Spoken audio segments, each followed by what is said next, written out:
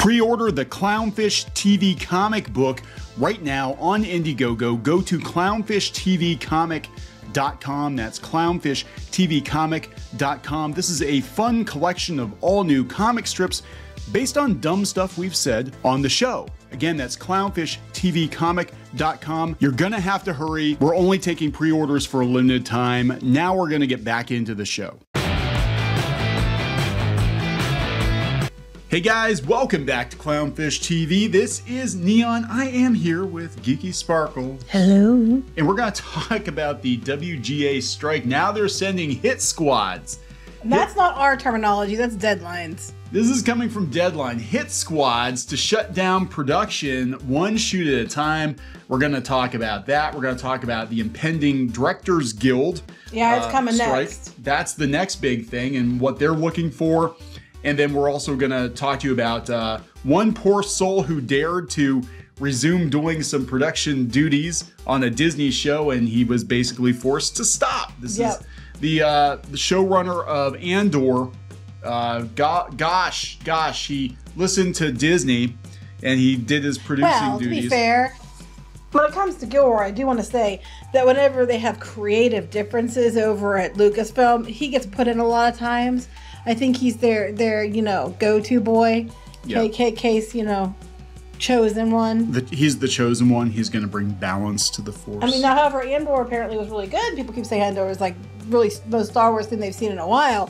So, I mean, he's not terrible at it. He did Rogue One. I honestly keep forgetting Andor exists. I have, after Obi-Wan and Boba Fett especially, I have just completely checked out. I don't care.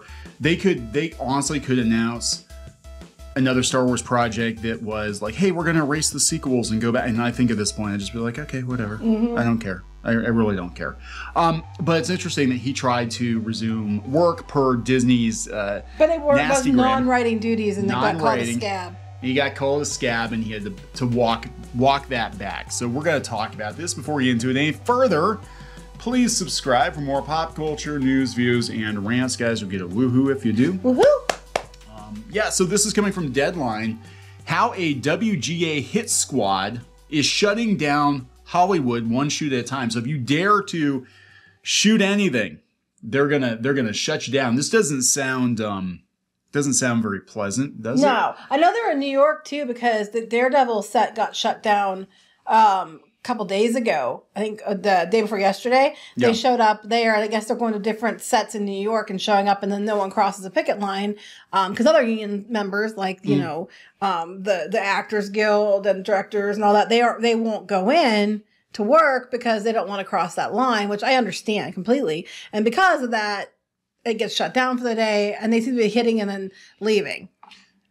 Hit and run. So they said, Deadline understands a more low-key operation is in place to target specific locations across LA. They're being used for filming in order to shut them down and wreak havoc on the studio's bottom line.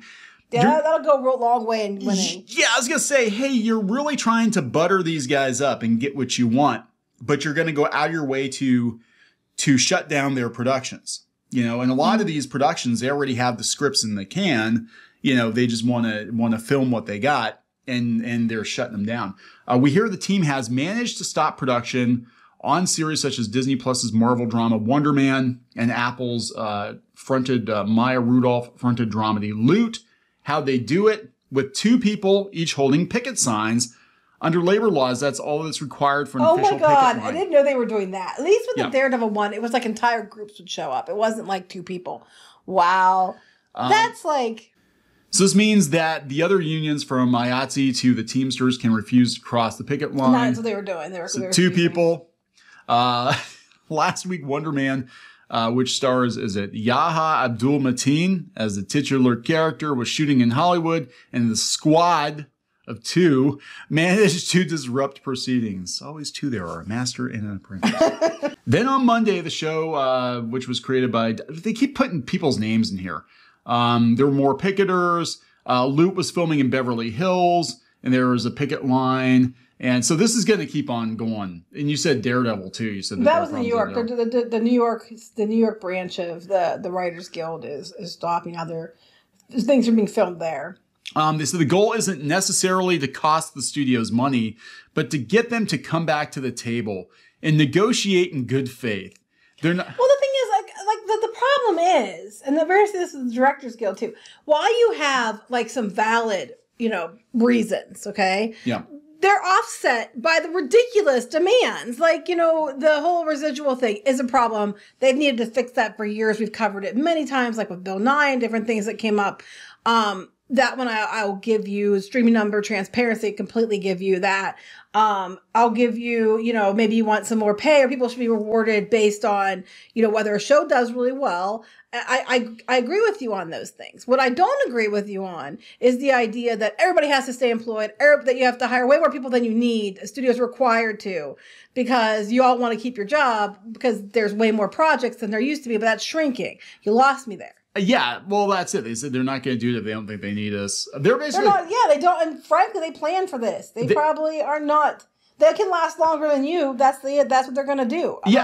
Yeah, that's just it. I'm not trying to be mean. I'm just saying that's what they're going to do. And they're like, hey, give us tips. If you see anything shooting, if you see them shooting a scene for a Disney Plus show on a kid's basketball court and some whatever, we're going to send 2 people over to shut that down. They're going to start calling in tips to send these teams out other places. The studios are going to start calling in tips someplace way out of the way. And then they'll go there and they can get their shooting done while they're out there picketing someplace. Oh my God, that'd be hilarious. They will. It's like, this is kind of like, come on, guys. The whole purpose of this thing is basically the studios are getting to a point where they're like, is it worth it? Is it really worth dealing with this? Are we really getting a return? Come on. Come on. So we'll talk about this guy, and then we're going to talk about the upcoming Directors Guild strike, possible strike as well. This is Tony Gilroy, the fix-it guy for Star Wars, ceasing production services on Andor. The creator of the Disney Plus series, singled out on social media for performing non-writing duties, tells the Hollywood Reporter he's stopped. So they basically bullied him into stopping. Yeah, some other guy basically called him a scab and said, well, you're still doing other things that aren't writing. And he claims, and they did verify with who he claimed with, that he turned the scripts in before the cutoff. And the stuff he's been doing has been non-restricted things. God, I discontinued all writing and all writing-related work on Andor prior to midnight, May 1st. After being briefed on the Saturday showrunner meeting, I informed Chris Keyser at the WGA on Sunday morning I would also be ceasing all non-writing producing functions. When reached by phone late Tuesday, Keyser, the co-chair of the WGA's negotiating committee, confirmed his conversation with Gilroy. Lucasfilm, which produces Andor, declined to comment. So this, look, I gotta tell you, we're not anti-union per se, but this is the kind of bullshit that I don't like about the unions. One, you gotta pay dues. 2, you got to always be in lockstep with everything that everybody else does. And I am too much of an individualist to allow a group of people to determine my career. If I want to go ahead and work, or I want to undercut somebody, or I want to, you know what I'm saying? Well, the problem with this is they're mad because Gilroy's a big name and because that's what he said. This Abdul Sahid, who wrote things I never really heard of. Deli Boys for Hulu. What's that? Singled out Gilroy in a post on his Instagram account saying, this is scabbing. There's no way a writer-producer can finish writing and begin slowly producing. And if the scripts truly are finished, let's see them. If there's one word different in the finished product, kick Tony Gilroy out of the WGA. One of the biggest writers in Hollywood couldn't stand with his union and halt production on his hit show, thereby forcing a major studio to consider our demands a little bit harder. Instead, he chose to be a scab. We all want Andor season 2, but not at the cost of fairness to writers. And, I don't know this person. Maybe they're a big deal. I don't know. But it seems like they want the big writers to halt their work so that everybody else, because they're demanding, like, that guy gets a job for sure. We want him and then 10 other people that they don't need, including, to fill the positions. So they don't want the big writers to not stand with them because they know their leverage or power kind of hinges on people that the studios want and need. Well, again, back to individualism. If it was up to the individual showrunners or creators to say, hey, you know what? I appreciate what you guys are doing, whatever. You're trying to get more. That's great. I got mine. That's what it is. They got theirs. Yeah, I'm going to do what I'm going to do, what's best for me. And that is like, it's really, I'm not trying to be a dick, but it is not his responsibility to make sure everybody else has a job. And the thing is, there's a lot of, again, I don't disagree with a lot of their demands, but then they have the stupid demands like, well, for every Tony Gilroy, we need 10 of these other people that they're just in the writer's room. Right. Even if they don't bring anything, even if they complicate things, even if you only need 2 writers, you need to hire 10 because we all got hired during the glut of production. And now the production is shrinking and now we're going for quality over quantity, which is what we should have done. A lot of us aren't going to be getting the jobs that we were before because we've been attached to shows that didn't do well. Yes. And are canceled. And that's the thing. And again, I think this is all by design. I personally think this is how Hollywood is going to trim the fat. I think the studios were well aware this is going to happen. And they're just going to be like, well, you know what? We're just going to cancel a bunch of shows. And I guess, so whoopsie doopsie, what are we going to do? Because really, they'll keep the big shows. They'll keep the big, and they'll give them what they want. Stranger Things will be fine. Most of the, Disney, Marvel, and Star Wars stuff will probably be fine. But all this other crap that a lot of these other people work on, they were already canceling the crap before the strike. Like they were actively canceling shows. This is literally the worst time in the world to ask your boss for a raise because you have just put a huge target. And you're telling me that they don't have some like secret Sele board meeting somewhere where all the studio heads are sitting around the table and being like, okay, well, what do we do if they do this, this, and this? Well, then we do this, this, right. this, and this. Like I know they were threatening suspension of people's contracts and things that have been there for a long time. One guy has said he had a 25-year contract with HBO, and they're threatening to suspend it. Now they're not terminating it; they're suspending it. Over this. So the studios are not pulling punches on this. And the thing is, people like somebody who has a 25-year writing, job or whatever gig, people are mad about that because they're mad they are gig. Most of these people are gig writers. And that's the problem. The Hollywood in general is a gig economy for the most part. Unless you're a staff person that you've been hired for years and you're like really good and they know you're really good and they use you all the time, most people are hired as needed. And they're mad about that because they want more job security. And I understand that. But the nature of the job is a gig job. If you want more job security, then I recommend you pick a different field. Yeah. Yeah, pretty much. I mean, that's just kind of the creative industry right now. Again, we have AI, and I don't think AI is ready for showtime. And I don't think they should AI should replace all the people either. No, but it definitely is a tool that will make having 20 or 30 people in the writer's room obsolete. You can have 2 or 3 people with little AI assistants, and you can get the job done too. And that's just kind of the way technology moves. And actually, to me, this feels like the horse and buggy manufacturers, the horse whip manufacturers trying to stop automobiles from happening, which they did try to do, by the way. They tried to stop automobiles from taking over, but like there's always a market for buggies. We live in Pennsylvania. There's a lot of Amish. That's true. There's just not as many buggies as there used to be. So, time marches on. So then now to add to it, Hollywood and these studios are going to have a potential another problem because here comes the Directors Guild. Because now their contracts are up too, and they're up for negotiations as well.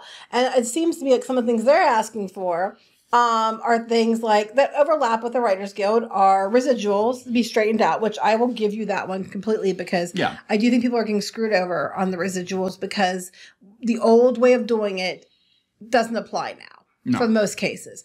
And they need to do something like if you have a show like, that's going to be running for years on streaming, the residuals should reflect that. And they want transparency for numbers from the studios. Again, I agree with that because I think just the audiences want transparency from the studios because you keep hearing what was a hit. Well, where's the numbers? They won't tell you. You have to go to third parties all the time to get transparency. And I can see where they're coming from because the studio can say, oh, your show didn't perform. But maybe it did. But then we have a lot of media saying, oh, that show did amazing. It performed so well, but it never cracked the top 10. And then if you saw the numbers, you might see that, oh no, it didn't perform that well, Yeah. They said the union's SVOD, that's, video on demand, residuals based largely on the number of subscribers in the U.S., with services with more of these subscribers offering higher residuals to members. Still, under our current formula, no matter how many millions of global subscribers a service might have, the studios only pay you a fraction of the domestic residual. Actually, this could backfire because they might take a good hard look at it and be like, oh yeah, we've way been overpaying you guys compared to how much you've actually been bringing. You're right. Thanks for pointing that out. Now you get like a tenth of what we were giving you because, you know, you're just not bringing it. You're not bringing it. But then here's where we start to come off the rails, right? So they're like, okay, some other things that are good. The directors here. Yeah, they said shoring up the union's health and pension plan. Okay, fine. Boosting wage floors. Okay. Protecting contractual creative rights for directors. Okay. Expanding diversity, equity, and inclusion initiatives. We sneak that in the middle, and instituting new safety standards. But even the creative rights for directors, depending what they mean. Like, okay, creative rights for directors meaning that if it's like a franchise, they have to stay within the franchise. They can do however the hell they want. Look how well that worked out for The Last Jedi. Yeah. You know, I think that there's creative rights in play, but the studio ultimately has to say whether or not, if it's not going to fly with the audiences because you make really weird choices, they should have a right to say, no, we're vetoing this shit. I mean, this has happened since like the beginning of film history. I mean, how many Ridley Scott movies got butchered during their theatrical run because the studio thought his ideas were too far out there? Blade Runner did, Legend did, and then he gets to go back and do a director's cut later or whatever. But I mean, really, they have to look at the business side of it and be like, yeah, this is potentially franchise destroying shit that you're doing to Luke Skywalker here. Like, somebody has to be paying attention. Nobody was paying attention to that. But again, it's their money. At the end of the day, if you want complete creative control, like with the prequels, love them or hate them, George Lucas paid for that out of pocket. That was his baby. He financed it. You do that. You go do a Kickstarter for your movie, and you can do whatever the hell you want to do. But if you're using other people's money, you're going to have to be beholden to them. Right, exactly. You know? Yeah. So now they're going to start negotiations. I think that they said a strike could happen by like late June. Yeah. If they can't reach an agreement. And then I believe, I don't have it in front of me, but I believe the Actors Guild is going to be coming up for that one's renewal too, which SAG-AFTRA's come up. Right, which is why a lot of them are like, picketing with the writers or not crossing the picket lines because they know that they're going to need their support when it's their turn to go in. And it's going to be a mess. I don't even know what to tell you guys. I mean, this is going to get worse before it gets better, I think. Justine Bateman, a.k.a. Mallory Keaton. Oh, yes. The hot takes about everybody else. It's going to happen to you someday, even though it's been happening to regular people for years, Justine. Totally accurate, by the way.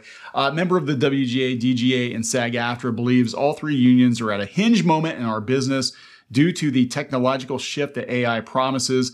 It seems like a bigger moment than making sure you've got your own members covered for each of the guild leadership. It seems like everybody, there are a whole bunch of issues. It's not just pay. It's not just better working conditions. It's basically what they're fighting for is job security as technology is marching forward. Well, I think not just that. It's job security as studios are shrinking because which is what was going to happen with the streaming war. They all were going all in, and the pandemic happened, and they were taking on more and more projects, which created an abundance of opportunity. But now that that's dried up, the opportunity is also dried up, and they want to still be paid even if there isn't a job for them. And that's where I take issue. Yeah, and that's just it. And that's not realistic. And we saw this in journalism too, like a year before all these websites started closing down. Everybody wanted to unionize, and they were unionizing because they were looking at the numbers and they're like, oh my God, the bottom is going to fall out of this. Or, their bosses might have been telling them like, we'll give this website like another 6 months to turn it around. We'll bankroll it for another 6 months. But if you cannot turn it around in 6 months, we're going to have to start laying people off because it's not sustainable. And they're like, union. Yeah, union. That's what we're going to do. And in a lot of cases, they just want that parachute too. Mm-hmm. Like, we'll leave, but you're going to have to pay through the nose to get rid of us. Well, I was thinking too about actors. I mean, there's a lot of actors who they're just overpaid. I'm sorry. You don't deserve a lot of the money a lot of these people get. They just don't. I don't care if that makes me a bad person. They don't deserve the money. They just pretend to be somebody else for a few months. They don't deserve the money they're getting paid. That being said, I think they're going to be striking their contracts are coming up, and they're going to be focused on AI also because now they can be replaced easily. Everybody can be replaced. And what's going to happen is I think this is actually going to speed the process up because now studios, even if you get kind of what you want, they're going to be like, okay, we got to make sure this never happens again. So let's get this technology to a place where it is show ready. So next time. So next time in another 10 years when they pull this shit again, we've already got their AI replacements ready to go. I'm right there with them. The AI thing, I don't agree with. I don't agree with it for art. I don't agree with it for, this stuff either. I don't. I think it's a bad idea. I don't think it's a scary thing in many ways. I'm with them on this, but the other things I'm just like, okay, no. All right, guys, so we're going to wrap this one up. I'm sure there's going to be a lot of news about this strike. This is going to go on for months, if not. I'm sure it is. I'm hearing at least 6 months, possibly a year, especially if you get everybody together. My recommendation is, in the meantime, go find new shows that you like that are old shows that are over, or, that have lots of seasons, or K-drama, or something else that you can watch in the interim. Yeah, go watch more anime. We're going to wrap it up. Please subscribe for more pop culture news, views, and rants, and we'll talk later. Bye. Help support the channel. Go to thereef.support and get early access to podcasts, videos, and other content. That's thereef.support.